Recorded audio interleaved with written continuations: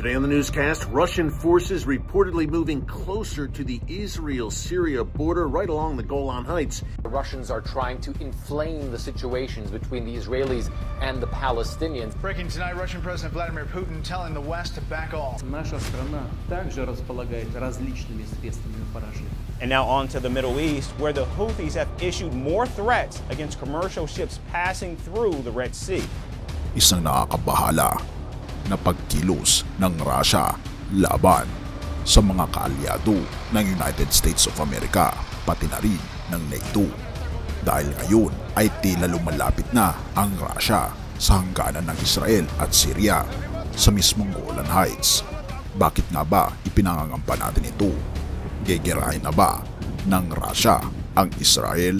Halika, atin itong pag-usapan mga kaibigan.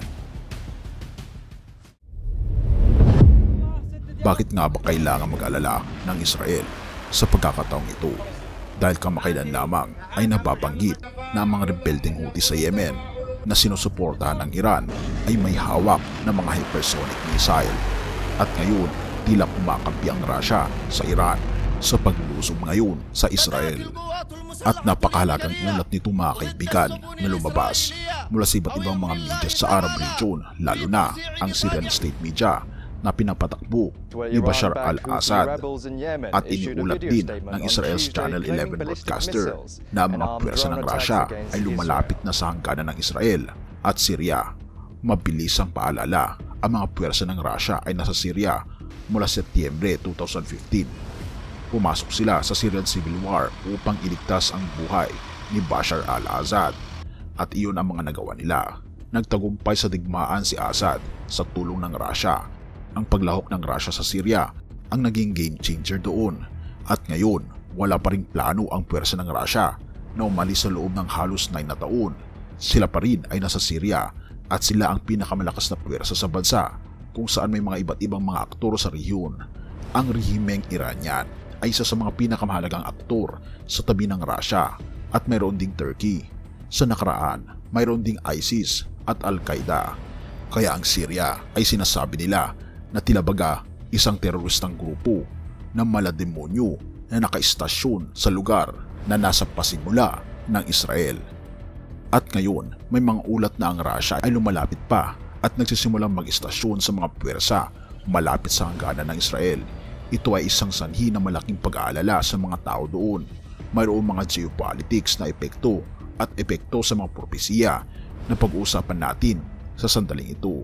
At ito ay talagang hindi dapat maging sorpresa sa sinumang nanonood. Tingnan natin, ang Russia ay kasama sa rehimeng Iranian. Ang relasyon ng Iran at Russia ay tiyak na isang uri ng quid pro quo na relasyon sa bahagi ng mga Iranians. Ngunit babanggitin natin yan mamaya. Ika pa sa newscast, ang rebeldeng Houthi sa Yemen na naiugnay ng maraming beses sa newscast mula pa noong October 7 ay partikular na nagtulot ng napakalaking kaguluhan sa Dagat na Pula, isa sa mga pinakamahalagang ruta ng kalakalan sa mundo at isang malaking problema para sa United States at United Kingdom at ang kanilang interes sa kalakalan sa pangkalahatan na suportado rin ng Iran. Ngayon, inuulat nila na mayroon silang hypersonic ballistic missile. Usapin na tunay na pagbabago ng larong ito. Hindi maraming bansa ang mayroon ito. Ang China, North Korea, Russia, Iran ay nag-aangkin lahat ng hypersonic missile. Ang Estados Unidos ay gumawa ng maraming pagsusulit at nag-develop din ng hypersonic missiles. Pero ang mga Houthi ngayon ay mayroon na. Kapanipaniwala ba ito? Oo mga kaibigan, matindi ang mga pangyayari ngayon na nangyayari sa bansang Israel. At tila baga pinaliliputan ng bansang Russia at Iran ang Israel, ang bayan na pinili ng ating Panginoong Diyos noon, na ito ang isang babala sa buong mundo ngayon na pasimula na ang paghihirap, ang pinakamahirap na dilubyo ng history ng ating mundo. Malapit na ang pagdating ng ating Panginoong Diyos. 1 verse 12. Ang lahat ng tumanggap at sumampalataya sa Kanya ay binigyan niya ng karapatang maging mga anak ng Diyos. Mga kaibigan, kung sino man ang sumasampalataya sa ating Panginoong Diyos ay binigyan niya ng karapatang maging anak niya.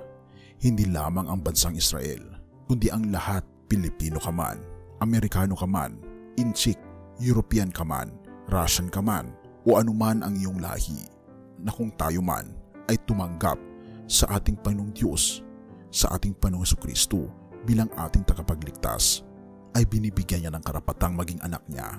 Ang tanong ay, tinatanggap mo ba ang ating Panginoong Jesucristo ngayon sa iyong buhay?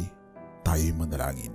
Ama naming banal, mapanginoon naming Diyos, kami po'y lubos na nagpapasalamat sa mensahe na galing po sa banal na kasulatan, na kami po pala, Panginoon, ay binigyan niyo ng karapatang maging anak ninyo. Panginoon, wala po kaming ibang gagawin kundi tanggapin ang aming Panginoon Jesucristo sa aming buhay. Mula ngayon, Panginoon, ay tinatanggap na namin siya. Nawa po'y tanggapin niyo rin po kami bilang mga anak ninyo, at salamat sa grasya ng aming Panginoon Jesus at pagmamahal ng aming Diyos Ama, at ganoon din ang laging pagtatahan ng banal na Espiritu sa aming puso't isipan, upang sa ganon ay may handa po namin ang aming sarili para sa langit na bayan. Salamat po, Panginoon, sa pagdinig ng aming mga panalangin, at patawarin po kami sa lahat ng aming pagkukulang at pagkakasala, sapagkat ito aming samot hiling sa matamis na pangalan ng aming Panginoon Jesus. Amen.